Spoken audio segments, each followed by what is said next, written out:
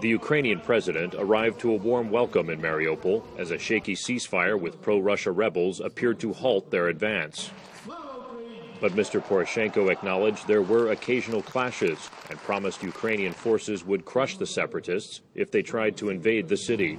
We have refreshed the equipment. We have beefed up the National Guard. But the main thing that we have is the powerful, patriotic, fighting spirit of Ukraine and the citizens of Mariupol.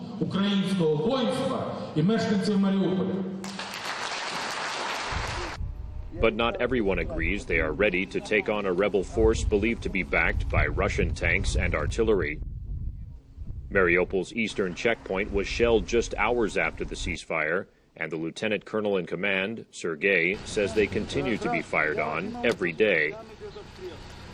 He asks for America's help, saying they have only a few tanks and cannons and little support from the locals. If we're talking percentages, only 40% support us.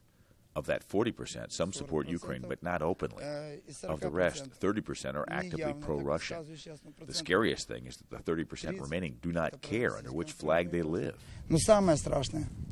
Despite the attacks, President Poroshenko insists the ceasefire is working and announced rebels released 1,200 Ukrainian captives. He says they continue to build up defense forces around Mariupol while working on a negotiated solution to the conflict involving international monitors. The more we increase the pressure, the more Russian troops are on our territory.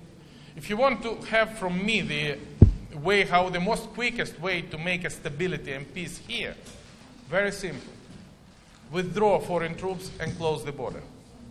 And within a week, we find out a compromise.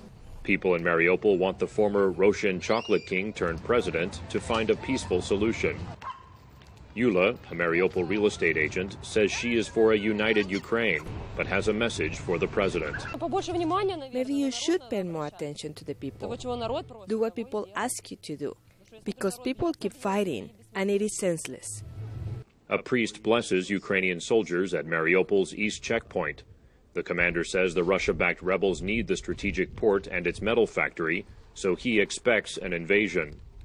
If it happens, he says, he and his men will be ready to give their lives for their country.